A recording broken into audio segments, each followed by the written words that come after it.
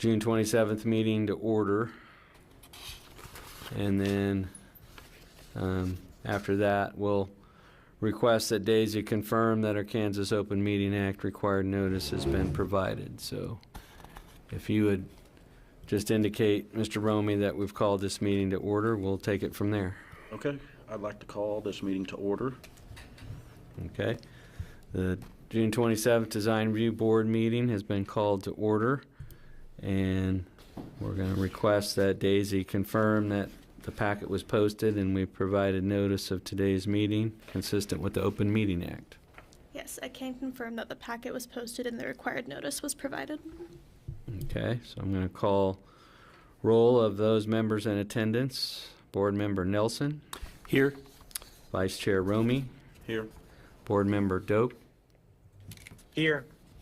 And Chair Manley. So this is a 4-member board. Chair Manley is absent. Mr. Doak's joining us via Zoom. That gives us a quorum and a chance to move on to today's business, which includes as item 2.1, approval of the minutes of your last meeting held on May 23rd, 2024. So we would entertain a motion from a board member to approve the minutes from your May 23rd meeting. I move that we approve the minutes. I second it. We have a motion and a second to approve the May 23rd minutes. All those in favor, please say aye. Aye. Aye. Okay. Aye. That motion passes 3-0, so we have an approved set of minutes. And this afternoon we have two agenda items for applications that have been filed to come before the board for certificate of compatibility.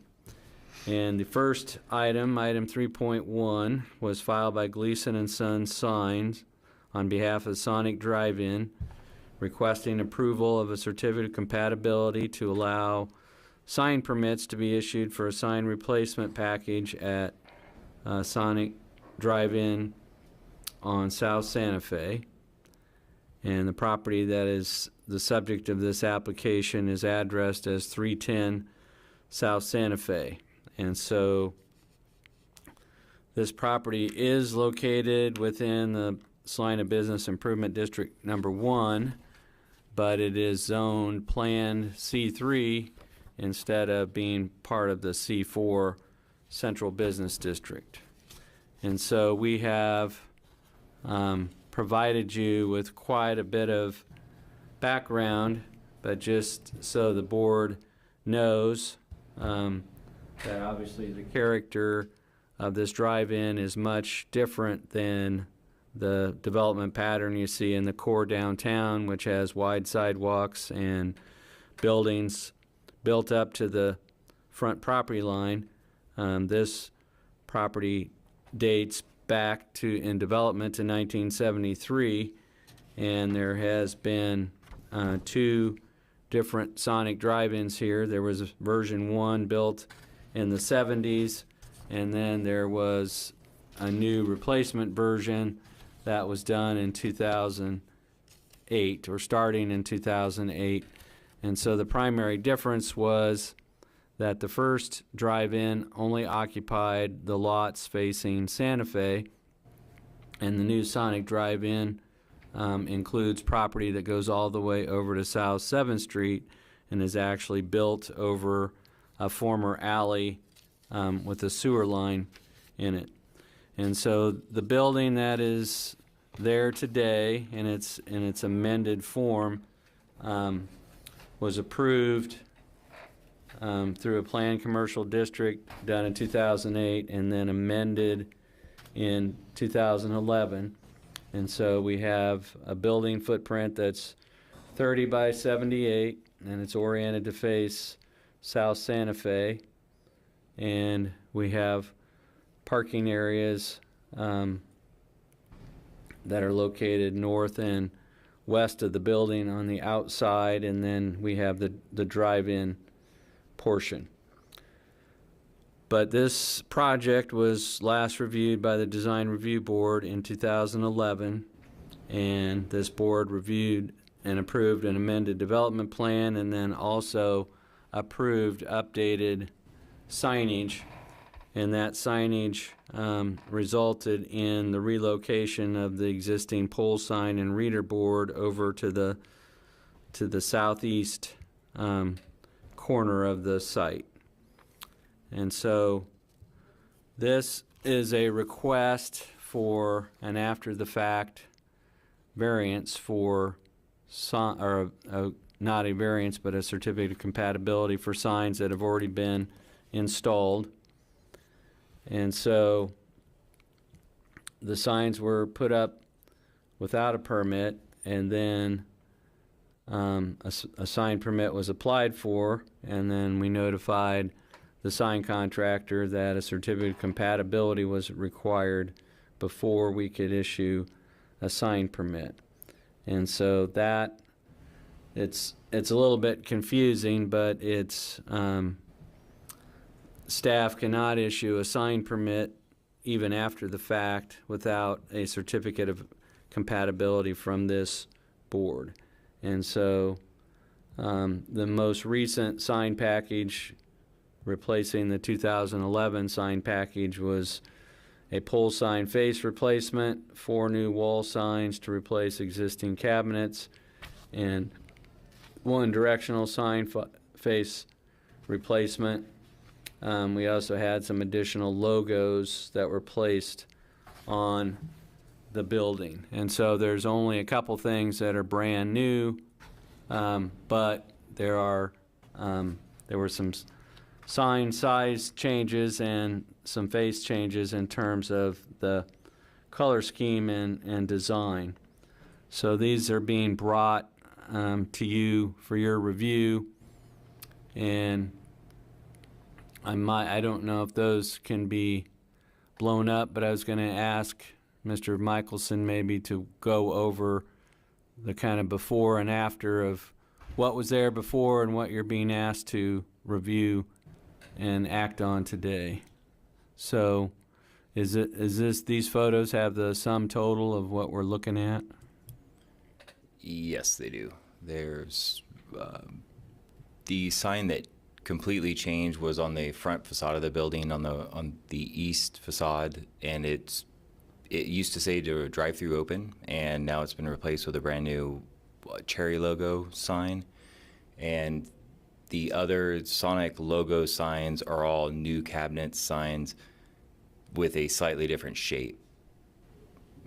The only face replacement with this sign package is on the pole sign, so it was just a direct face replacement.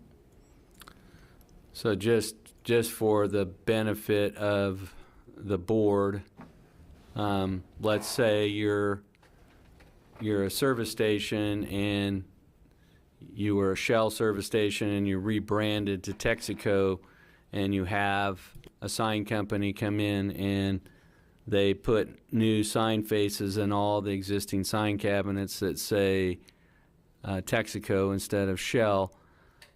That change out does not require a sign permit because it's only changing the face and nothing about the size or structural change to the sign. But in this case, the only face change they really did was to the pole sign out front, and the remaining ones we're talking about were essentially different shape, different size, and in the case of this sign here, brand new. So you're being asked to look at those sign changes, review them in accordance with the downtown design guidelines, and determine whether you think they're compatible with those guidelines. So as we note in our report, the signs have 2 functions. They're designed to attract attention to the property and then convey information identifying the establishment and directing visitors to the principal entrance. And so in this case, the pole sign is identifying for people on Santa Fe where that is located. And so you don't review many pole signs on the design review board because we don't have many properties in the downtown that can have a pole sign, because you have to have a building setback from the street in order to have a pole sign. And then, of course, this is in the C3 shopping center and not the C4 central business district. So they are well within their sign allowance for the property because they have frontage on both 7th Street and on Santa Fe. And there are 4 signs in this package that we don't have a record of in terms of a sign permit application or certificate of compatibility. They're all about 10 square foot wall signs. And so it looks to us, other than the change from kind of a yellow color scheme to blue, that the signs are proportional and compatible with the architecture of the building. The general profile and material of the signs didn't really change. They're not covering up any historic or architectural features. And so it doesn't appear that they're out of proportion or would dominate this part of the Santa Fe corridor. And so in your review of this application and project for compliance, we've reviewed this and would suggest to you that the sign design does appear to be coordinated with the overall building facade and proportional to the restaurant building. The sign colors, as shown, appear to be compatible with the rest of the building materials. And they're consistent with the materials of the signs they replaced. The sign design and typefaces appear to be simple and clear. The design guidelines encourage the use of symbols and logos, and this does utilize symbols and logos. And these signs are internally illuminated, but that is commonplace in the C3 district, and this drive-in is outside of the core downtown. So some of the considerations that we'd have in the core downtown with 0 setbacks do not apply here. So if you look at page 10 of the report, your options this afternoon would be to approve the certificate of compatibility application for the sign replacement package. You can approve the application subject to any conditions approved by the board. You could postpone consideration to acquire additional information, and you need to include the date of that meeting in any postponement, or you could deny the application as presented. Our recommendation would be to approve the sign replacement package for Sonic, subject to a condition if there will be any significant changes to the sign design or materials reviewed and approved by the Design Review Board, that these would be presented to the board's administrative staff to determine whether additional review is required. And so with that, we'd be open to any questions that you have. It's unfortunate that this is coming to you after the fact, but it is still the way that our process is set up, that we don't have the administrative authority to act on a sign permit unless this board has had a chance to review those signs. And so this is our presentation to give you the chance to review, and we think it's in order to approve the sign package as we've noted in our staff recommendation. So I would again refer you to page 10 and 11 of your staff report for your options. And with that, staff would accept any questions that the board may have. We have a representative of the Sonic Drive-In Restaurant joining us via Zoom if there's any questions of them, but staff would stand for questions.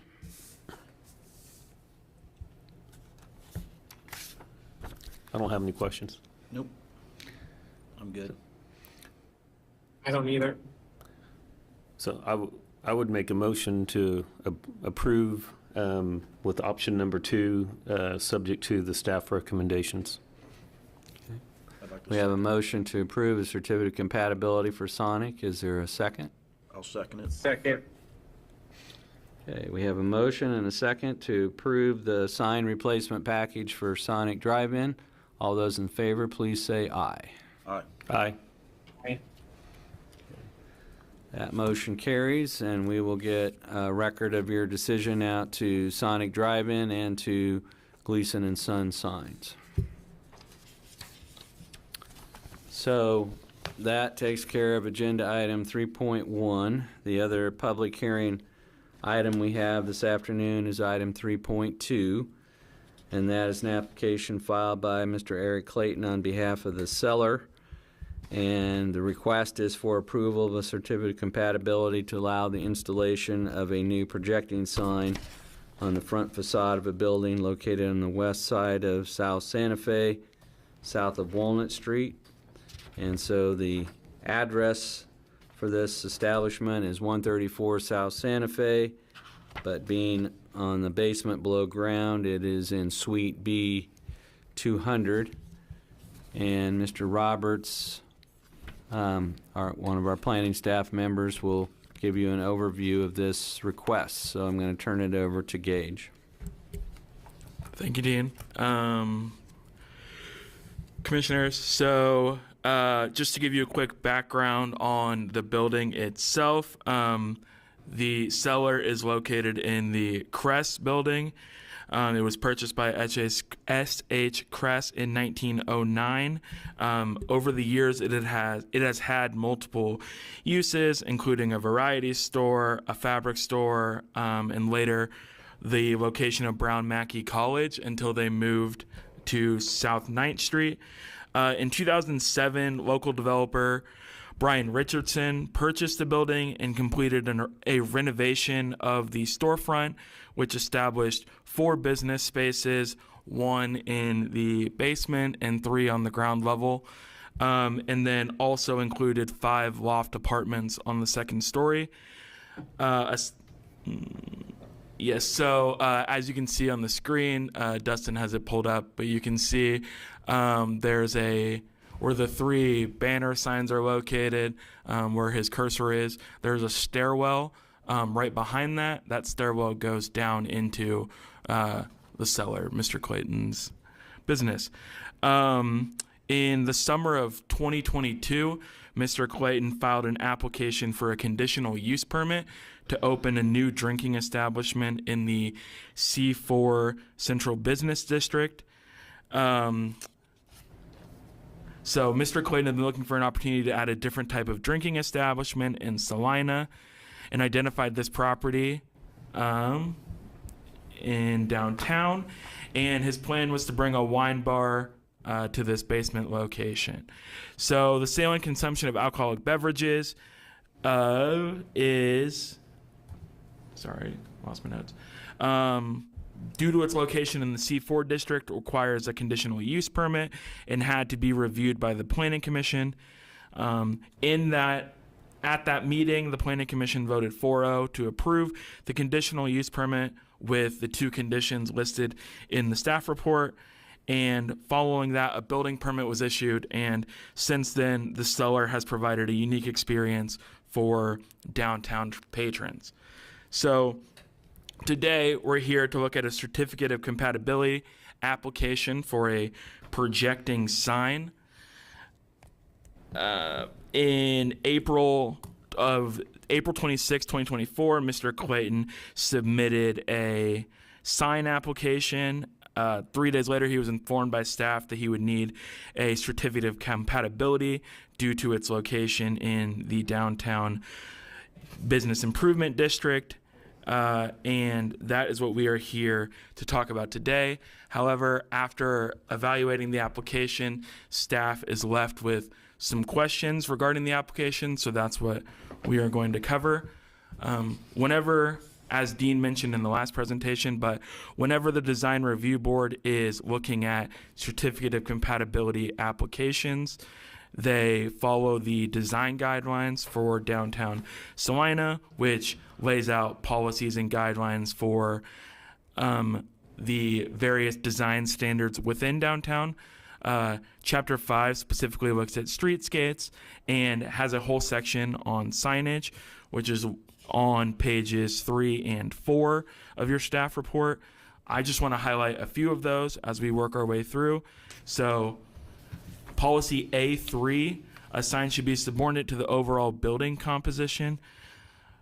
So a mounted sign, which this proposed sign seems to be, should fit within the existing architectural features. Use the shape of the sign to help reinforce the horizontal lines or moldings of the transom. So this was an architectural rendering provided by Mr. Clayton, located on the screen. As you can see, a proposed sign is placed on the south corner of the building facade. So that is identified within the design guidelines and seems to be something that would fit our design standards. Next, we'll go to section A7. Projecting sign is encouraged. So within the downtown, it is encouraged to have a projecting sign as we encourage downtown pedestrians to enjoy the streetscape. A projecting sign is easier for a pedestrian to read than other sign types and is encouraged. So a projecting sign of this nature would be encouraged. However, in section A13, if internal illumination is used, it should be designed to be subordinate to the overall building composition, and internal illumination of an entire sign panel, so in which the entire face of the sign is illuminated, is discouraged. And if illumination is used, internal illumination is used, a system that backlights the sign text is preferred. So within the sign application, staff received this architectural rendering, and we also received a screenshot of a SignMonkey sign, a online website where you're able to purchase signs. This is the proposed sign that we received. When reading the details further down on the page, it talks about illumination, and it notes that sign is completely illuminated. So staff would note if this is the sign that we went with, fully internally illuminated signs are discouraged within downtown. So in staff analysis, we would note that projecting signs are encouraged, as was stated, and would help pedestrians identify the basement location of the cellar, which is rather unique. However, the applicant has not yet retained a sign contractor or sign installer, and with staff's uncertainty about the specifics of the proposed sign, we would be unable to further evaluate the proposed sign and the compatibility with downtown design standards. So in the remaining questions of the applicant section, we have a series of questions that we would still have for Mr. Clayton and or a sign contractor. These questions would be, what materials are the proposed sign made of? So the architectural rendering and the sign provided by SignMonkey look to be two different materials. So staff would want to know what the sign was made of in order to see its compatibility with downtown design standards. We would want to know what the weight of the proposed sign would be based on sign materials.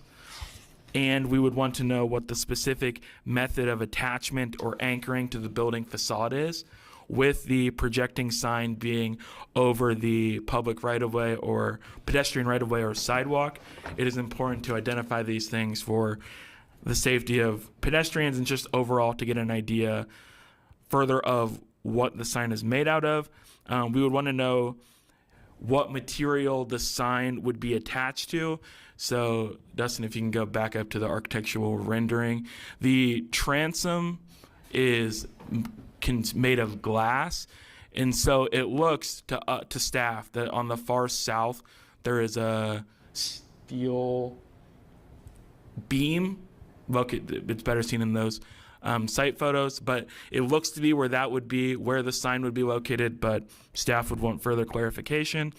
We would want to know specific dimensions of the sign. Again, we'd want to know the method of illumination, whether the sign was fully internally illuminated or just the sign letters were illuminated. We would want to know the sign message, whether the sign was going to say the cellar, as noted in the architectural rendering, or cocktails, as noted in the Sign Monkey submission. And we'd want to know who is Mr. Clayton's sign contractor or installer, as when you are installing a sign, you would need a permitted sign contractor or installer to do that work. And then finally, located at the cellar, there are multiple temporary signs located along the banner located along the iron fence in front of the staircase. And with the installation of this new permanent sign, staff would want clarification on which of these temporary signs are going to stay and what would be done with those. So with that being said, many of these unanswered questions could be answered by the applicant's sign contractor. So staff has the board has 4 options. So option 1 would be to approve the certificate of compatibility application. Option 2 would be to approve with any conditions that staff would lay out, and that would be approved by the board. Option 3 is to postpone consideration of the application in order to obtain additional information. And we have included the dates for the next meetings, which would be July 11th and July 25th. And in your motion, you would want to outline which meeting that would be. Or finally, option 4, deny the application as presented upon making findings of fact for the reasons of the denial. So with that being said, staff would recommend that review of the certificate of compatibility application be postponed to a date determined by the design review board. Option 3, in order to give the applicant time to address the unanswered questions. The next scheduled design review board meetings, as stated, are July 11th and July 25th. With that, staff would be open to any questions, and Mr. Clayton is with us in the room today to answer any questions you might have, and might be able to help us find a date for when these questions could be answered. Thank you. So I do have a question of staff. So all these issues that are noted seem reasonable and seem like they're just a normal part of any permit. Is there a reason? Is staff restricted from just asking for this information prior to any review by the board, or No, I'm just questioning it's that. part of a standard sign permit application. So it's part of your sign permit application. So I think perhaps it was Mr. Michelson that did the completeness review, but in this case, the sign permit application came in, it was considered to be incomplete. One of the incompletion items was that a certificate of compatibility was needed, and it was staff's hope that by identifying these things during the period between the time the application was filed for this board and when this meeting was held, that we would get a number of those things resolved. But if you're a property owner and you don't have a sign contractor or sign installer retained yet, it's pretty difficult to get any of these kinds of details. So the sign permit application we had was not complete, and the part of the incompleteness that got addressed was the submittal of this application, and the part of the incompleteness that did not get addressed are those things. So yes, everything that is on our list of what we're requesting information for is a standard part of a sign permit application, as you probably have experience with, but without a specific sign contractor or a sign contractor that we can go to get those specifics about the sign, we're left with those unanswered questions. And we accepted the application, we advertised it, and we brought it here today, and our hope was that a sign contractor would be identified and we could get those things resolved before bringing it to you today, but we were not able to do so. This is where we feel that we're at, and in our experience, when we're working with sign installation, most of the information that we're asking for about the specifics of the sign would be provided by the sign supplier and installer. And we don't have a sign supplier and installer identified, so we may be slightly premature in bringing this to you. But Okay. we apologize for that. No need to apologize. I understand. So I'll leave it up to the rest of the board members if they have questions before we ask the applicant.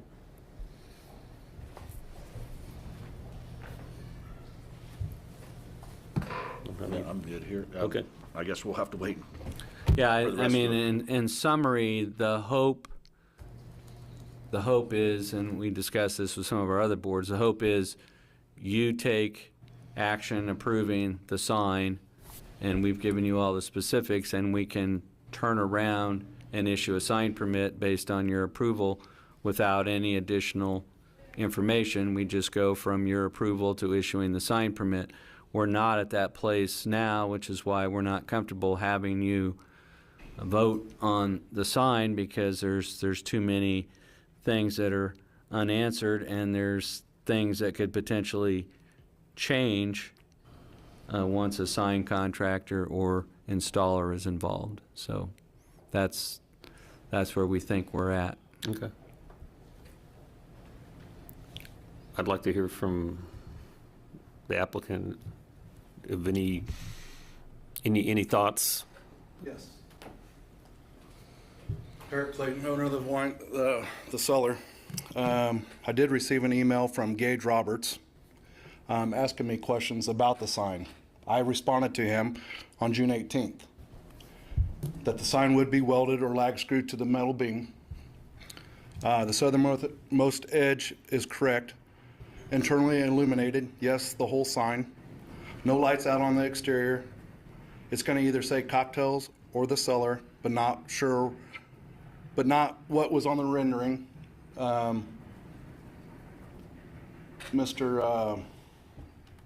Renz drew that up without me approving it, and that's what I submitted. And I said that in there. And then, yes, it was Sign Monkey. That is the actual person that is going to build the sign, the company that's going to build the sign. And I just got a quote back from Gleason and Sons to install it. So how big is the sign? It says right on the Sign Monkey.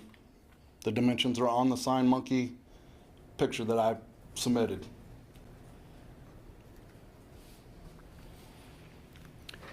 Well, as we've stated in our report, we are unable to recommend a sign downtown that would be have a fully illuminated cabinet. I think what you're misinterpreting is that the only thing that will be illuminated that you would see is technically the pink areas, the white areas, and the black would not be illuminated. The black, obviously the light's not going to shine through the black. It would be the lettering, the cocktail itself, and the white and the pink letters.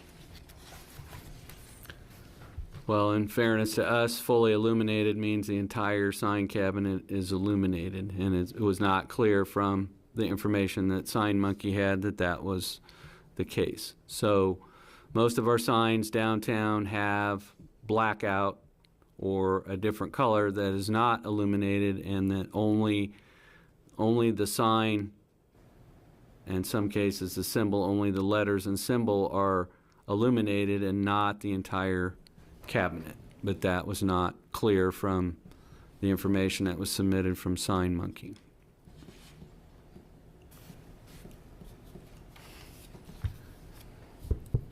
So the way that mini signs that have internal illumination are designed and constructed so that the entire sign isn't illuminated is they'll router the images that are going to be illuminated on the inside of the signs. What that means is you would have a panel that would go over the cabinet, and the colors of the panel are what you would see during the day, and then at night, only those portions of the panel that are intended to be illuminated would have light shine through them. So there would be a panel behind the front panel that would be completely 100% opaque with the letters routed out or the lines routed out or a graphic routed out. And so is that what SignMonkey is intending to do? Because just having a black vinyl surface face won't prevent the light from shining through it just because it's black. So are they routing out the letters or the design, or do you know? I don't know that for sure. I picked this company because when I did get a quote for here in Salina, Kansas, it was $20,000. Yeah. I'm not putting a sign up for $20,000. So I had to go outside. I wanted to stay local. Sure. To provide local business. Sure. But when you charge me $20,000 not installed, I can't afford that. Yeah. So I'm going out to a company in West Virginia. I know they've done some signs here in Salina, Kansas.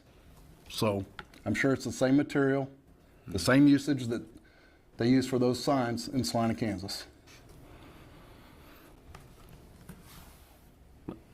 I do have a question.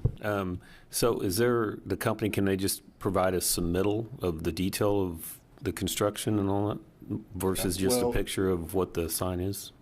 I wish I could give you more detail on it, and maybe they can, but obviously it's going to be made out of aluminum and plastic. I mean, that's what most signs are made out of that are double-sided. I can't tell you if the letters are going to be routed out. I don't know that. Yeah. I think that's the only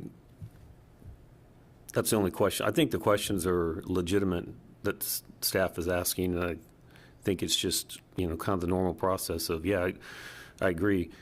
Going out, finding the best price is what you should be doing. That's what I would be doing as well. And then it's just asking them for just a little bit more detail. I think they, if they're building the sign, they've got to have, they have to give that detail to somebody who's building it or even their own people. So Right. It should be reasonable for they provide that to you to provide to staff, and then we can just move forward. Correct. So So in the sign permit application, I was never given actually instructions or what is required for a signage for the building. So when you submit an application, where do I find that information? Where do I find the information on the exact details of the signage that needs to be put up on the deal? Because then I can provide that to SignMonkey, who can also say, yes, we can do that. No, we cannot do that. Well, the majority of our sign permits are submitted by the sign contractor, just as we had the last case that came before us on Sonic Drive-In. We got all the information we needed from the sign contractor, and they have experience with submitting sign permits, and they know what items need to be submitted as part of the So a company out of permit West application. Virginia would know what city of Salina wants? Well, a company out of West Virginia is not licensed as a sign installer in, Well, correct. in Salina, so they So would I not. do have a sign installer. If you would Gleason like, and if Sons. you would like to give us information to contact people at SignMonkey, we will contact those people and provide them with the same information and questions that we've done here. We don't have any means of communicating with the people in West Virginia.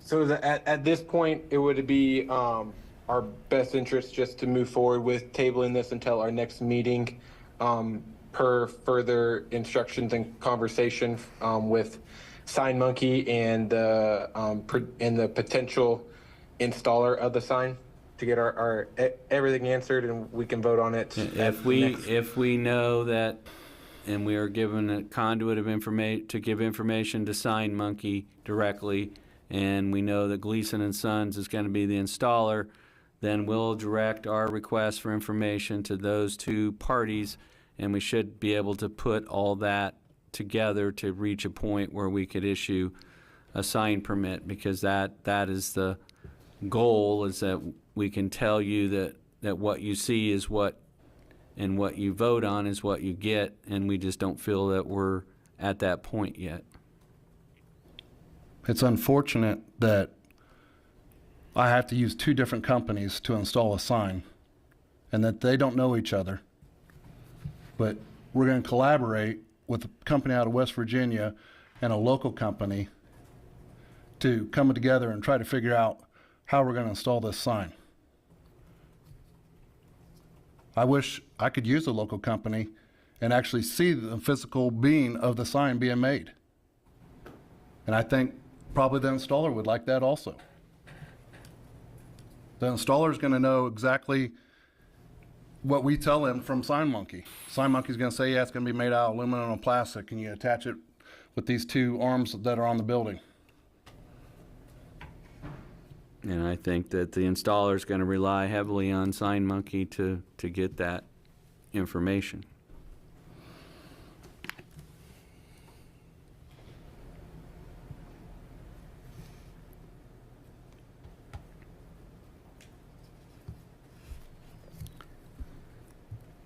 So it is, I guess would say it's, we don't have any, you can formulate your own, but it's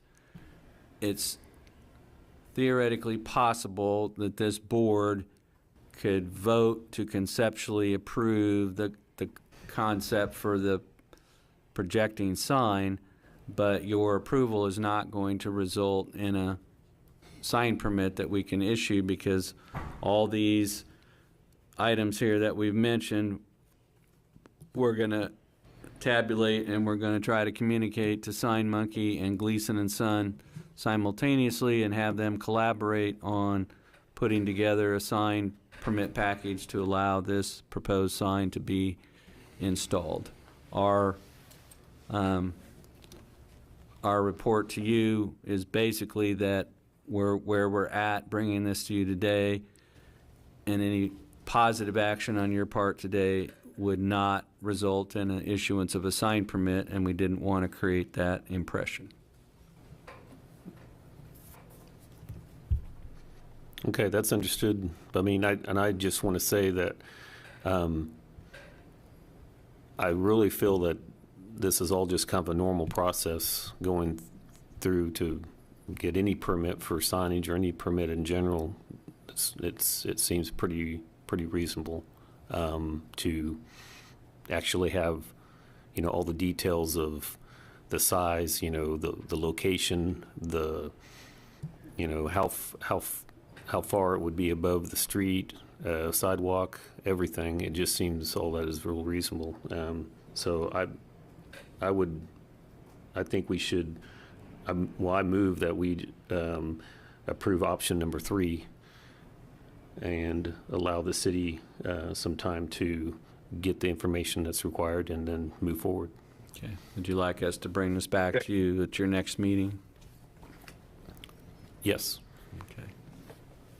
Second. Yep. So we have a motion and second to work with SignMonkey and Gleason and Son Signs to put these things together and bring it back to you at your next meeting. All those in favor of that motion, please say aye. Aye. Aye. Aye. That motion carries. It looks like the next date is July 11th, just for clarification for everyone.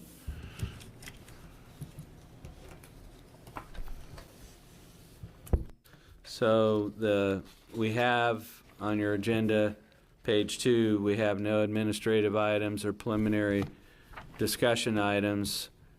In terms of other business, would wanted to inform Mr. Doak that notwithstanding his change in address, that he may fill out the remainder of his term through the end of August. So that means that you would be still eligible to attend and participate on this board through the end of August, which would be the July and August meetings, and that's when everybody's terms generally expire. So you can continue service on the board till the end of August, and then we have agenda items filed for the July 11th meeting, and there's some pretty substantial projects on there for July 11th, so we hope that you all, as well as Chair Manley, will be able to attend that meeting, because we think there's some important decisions for you to vote on at that meeting. So we definitely will meet on the 11th of July, and we've got a pretty substantial agenda for you. So if for some reason of vacation or other things that you're unable to attend, please let Daisy know. But I wanted to let Mr. Doak know that he can serve out the remainder of his term on the board through the August meetings. Okay. Thank you very much. And yes, I will finish those out, and I apologize for my misinterpretation of today's meetings, but I'm glad I was able to get on at least virtually. Okay. So with that, Dustin, we have anybody in the room or on the Zoom for public forum? We do have Ms. Bishop with Salina Downtown, if she'd like to share anything. Okay. No, thank you very much. Thanks for everybody's service today. Okay. So other than Ms. Bishop from SDI, we don't have anybody else joining the meeting, so we could bring it back to the board to consider a motion for adjournment. I move we adjourn. I second it. Have a motion to adjourn, and it's been seconded. All those in favor, please say aye. Aye. Aye. Okay. Meeting is officially adjourned. Thank you.